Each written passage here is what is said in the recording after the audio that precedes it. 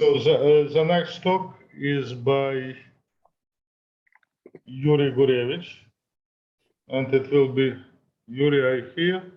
It will be historical talk with title 1966 International Congress in Moscow, Micro-memoir. Yuri, you are welcome. Thank you. Let me see.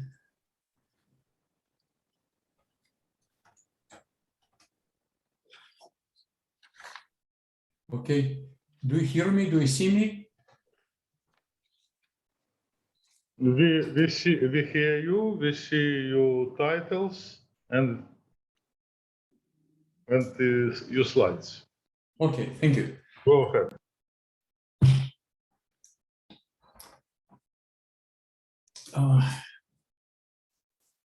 So this is just to show you Boris Trachtenbrot. It's not the best picture possible, but that's the one picture I have from the Congress, the only one. Okay, let me go to the Congress, hole in the Iron Curtain.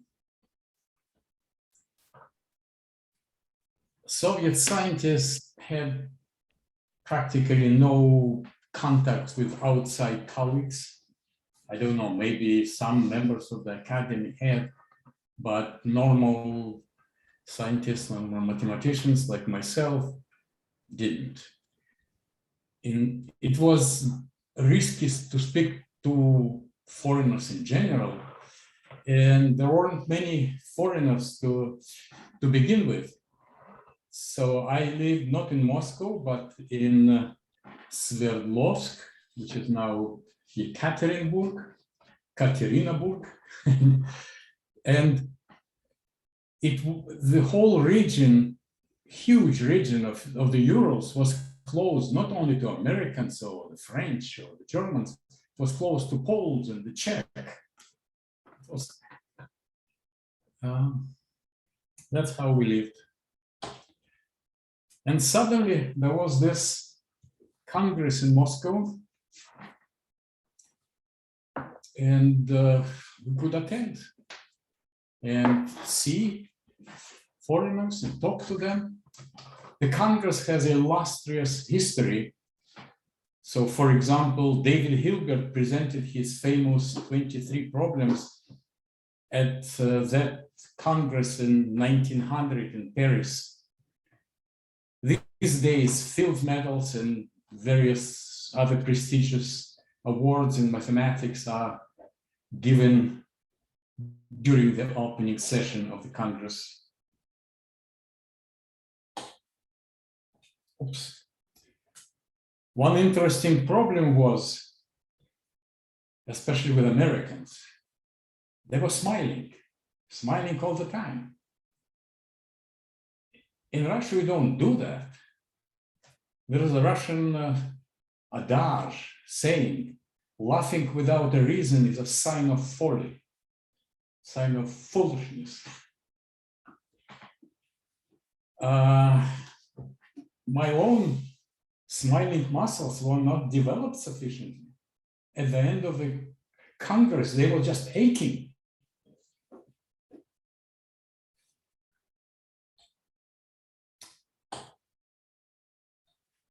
One logic highlight, as far as I'm concerned, was non-standard analysis. It was very fresh.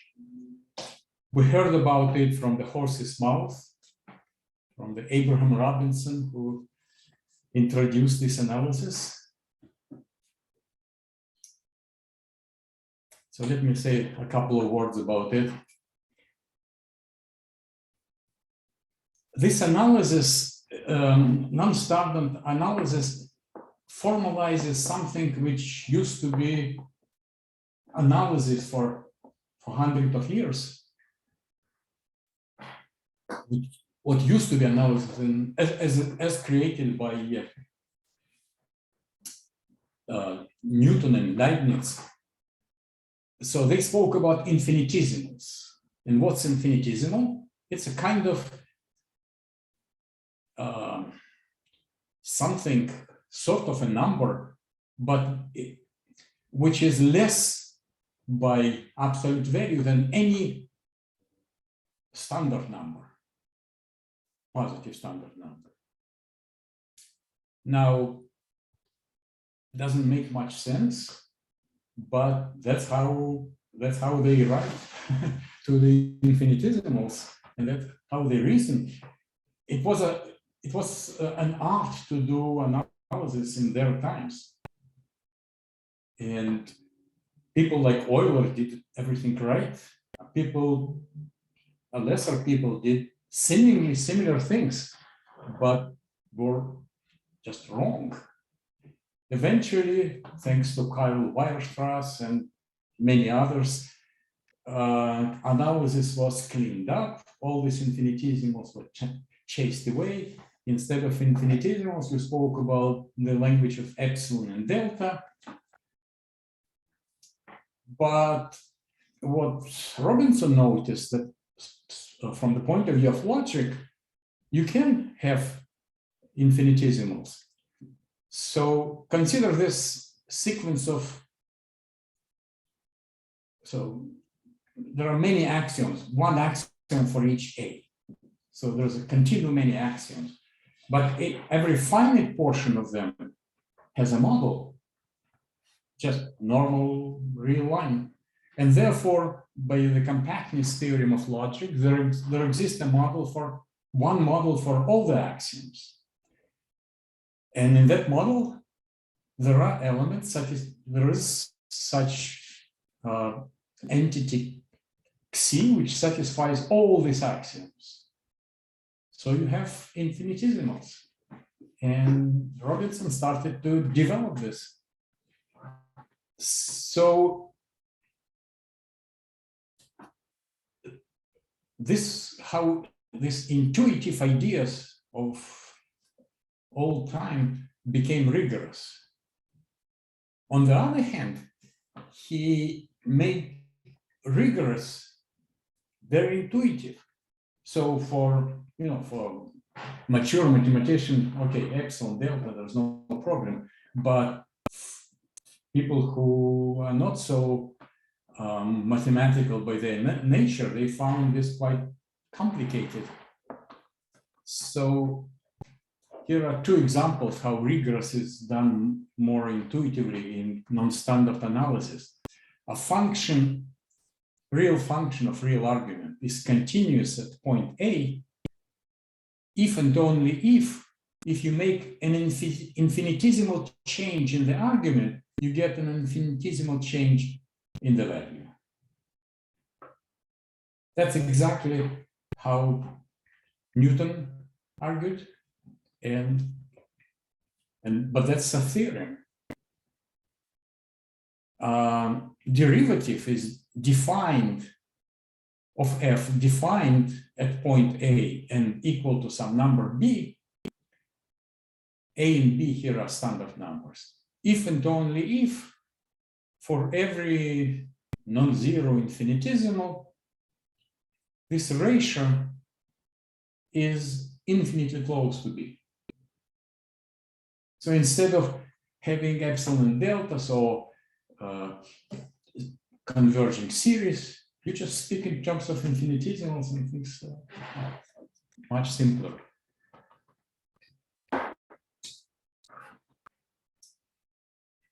The greatest highlight of the Congress was the forcing method.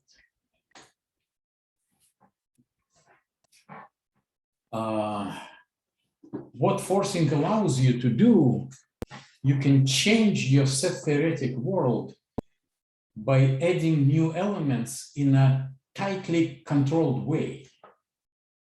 Just adding new elements is not a big deal. You can take an ultra power of your world and you added a lot of elements, but you didn't change any properties. So Paul Cohen found, who was, by the way, the biggest star of the Congress, who got Fields Medal there, and everybody seeked to talk to him. So he developed the method to prove the independence of continuum hypothesis.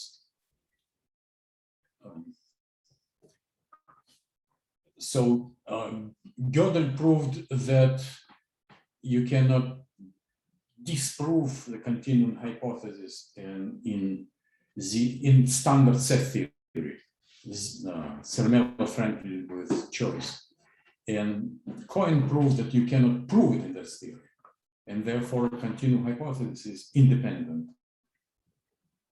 This was the first independent result. And then there were a lot of very interesting results. For example, Bob Solovey forcing to produce a world where all sets of reals are Lebesgue measurable. Of course, continuum choice axiom isn't true there anymore, because if you have choice axiom, you can prove. Tarski and I forgot, Polish school proved that there are unmeasurable sets. However, he didn't completely say choice axiom false. A version of choice axiom, which is normally used, remained true. So it's a very beautiful world. In the meantime, by the way, when I say world, I mean our model of set theory. In the meantime, great many problems in, of course, in set theory, but also in algebra and topology were solved using forcing methods, sometimes in unexpected way. By the way, many things which expected today were unexpected when they were posed. For example, when Hilbert posed the 10th problem, he didn't ask, is there an algorithm for Diophantine equations? He said, find an algorithm. So our modern formulation is a kind of rethinking of his problem. Okay, it's a beautiful issue, but it's hard to do justice to forcing in a couple of minutes. Okay, logicians. There are many famous logicians. In fact, my impression was that everybody was there except for Kurt Gödel, unfortunately. From the West and from the East. So here is Stephen Kleene, Alonzo George, and Anatoly Maltsev. So Kleene, in a sense, is my teacher. I learned logic from the book of Kleene. There weren't many logicians when I was trying to learn logic. Logic was just became allowed after a period of being virtually forbidden in Soviet Union. So Kleene's book was my textbook in logic. So all these are kind of what people, authors of famous books, and here they were. You can go come and talk to them. Maltsev and Tarski.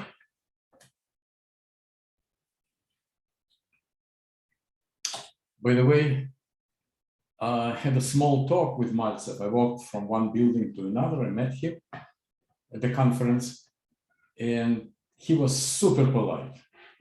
So he started, talked to me a little bit, and we discussed the difficulty of disseminating one's result. Well, said Maltsev, find a famous guy, grab him by a button, and force feed your results. So I didn't dare to do that.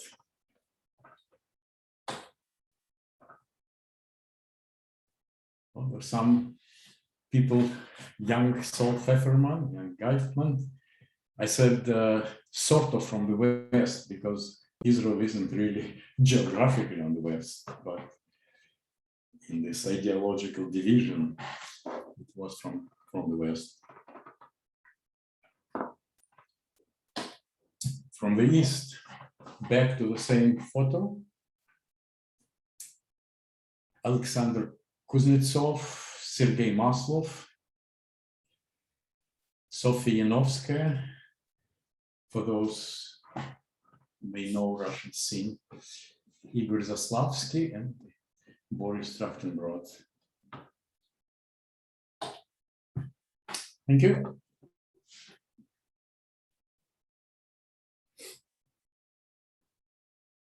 Alex? Thank you. Thank you, Yuri. Any questions, remarks? Oleg, Yes, I would Anatoly. I would like make a remark on the pronunciation of the name of Stephen Cole Kleene. At that Congress, he remarked that his name should be pronounced Kleine because it comes from German Klein. And it is not known in the paper in Wikipedia about him. It's not known.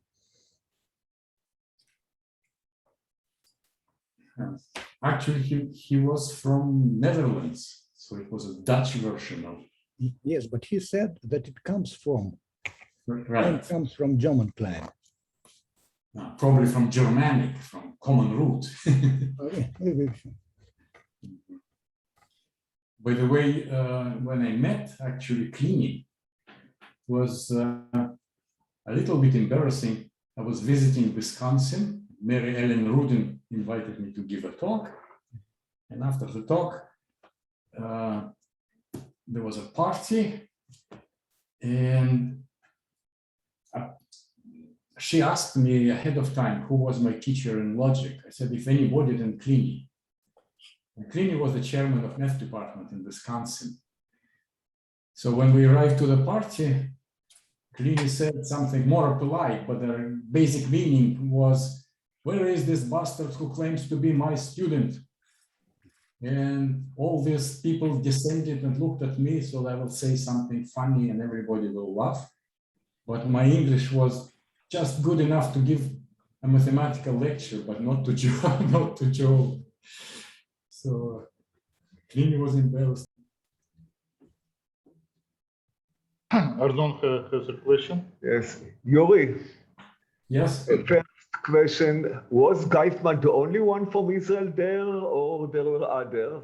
That's one question. And the second: how did this conference affect later the connection between the Russian logicians and the logicians in the West? So, as far as I saw the only Israeli during the conference, which was Chaim Geisman. And I gathered that it's quite dangerous to socialize too much with an Israeli. And I spoke to him and we had a plan. He actually helped me to give a talk because my English was zero. I didn't study, I didn't know anything. So he helped me to present my talk. I had 15 minutes. I split my talk into, I think, 6 pieces. And I would read my piece in Russian. And then Geisman would repeat it in English, very loudly, very confidently. So otherwise my talk would completely be unnoticed. But because of this, we had to spend time together to prepare this talk. Anyway, so I spent a lot of time with him. I made a lot of connections. I think most Soviet mathematicians were a little cautious. So it's hard for me to judge. So I can on my own, I made a lot of connections. So for example, when I arrived to Israel and needed recommendations in 1973, So I gave two names, Tarski and Robinson, whom I met at the Congress.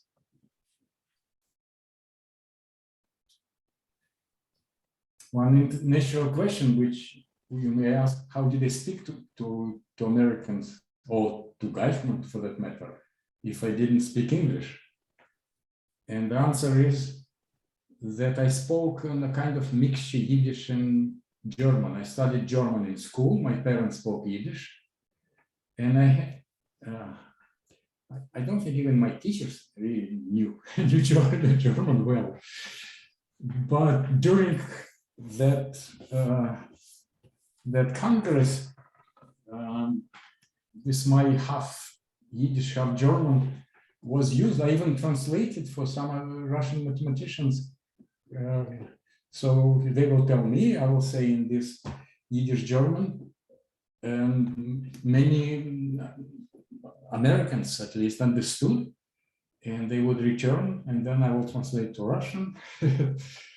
So sort of worked. One of the Americans, I think Sol Pfefferman, but I don't remember exactly, said that there are three international languages: mathematics, music, and Yiddish. You can laugh at this point. Not anymore. Okay, thank you. Pleasure. More questions, more remarks? I'd like to share with you my memories about the participation of Soviet mathematicians in the Congress. One thing I remember is that I was sitting next to Grigory Mintz, who was worked in Leningrad at that time, and he was listening to a talk in English that he was very much interested in, but it was just too fast. He couldn't understand what the speaker was saying. So he wrote a note, please speak more slowly, and gave it signed Soviet mathematicians, and gave it to the chair of the session. And the chair of the session interrupted the speaker and showed him this note, and the speaker looked at the note and then continued exactly at the same speed. It was more important for him to finish on time. Another thing I remember is that the Russian language was listed as one of the official languages of Congress. So many Russian mathematicians chose to speak in Russian, but they quickly noticed that if you give a talk in Russian, you don't get very many questions. So my teacher, Nikolai Shanin, quickly decided to translate his talk into German and give it in German. That was the other language that he knew. And he gave a talk in German, and that was all fine, except that when he was reading formulas, he was reading formulas in German except for subscripts. The subscripts he would still pronounce in Russian. That was just kind of not natural for him to even translate subscripts into German. So that's my memories. Let me add, if I may. Okay. I can make one more remark concerning the Cohen and Mathematicians. At the talk of Yuri Mathematicians was a student. He was 19 years old, and the talk was brilliant. And someone asked, put him a question, Professor Mathematicians. Yuri remarked, "I'm not a professor." And Cohen clearly said, "We'll make you professor."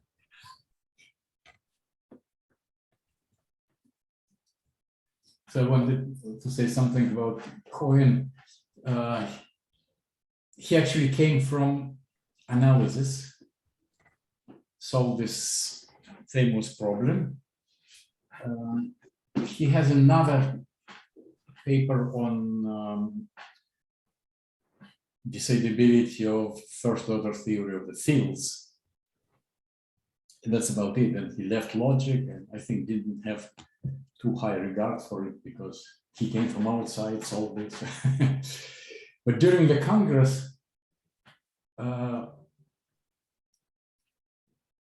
he spoke to me, and I said, "Sorry, I don't know forcing."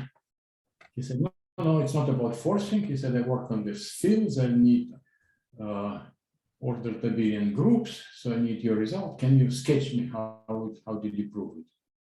Okay, I sketched. And then he said that he's going to such and such lecture. Do you want to hear that? I said, sure. So I went with him. When we sat down, in about 2 minutes, he lost interest to the lecture. And I also stopped listening and decided to write. I started to write to him. I asked him whether he knows Gödel. I didn't know in Russian. Gödel. Go figure. Is it H or G?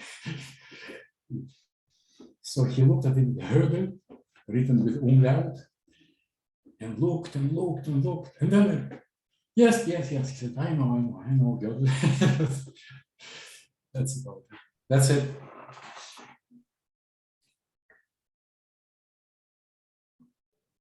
Alex? Okay, thank you, Yuri. Any question, remarks?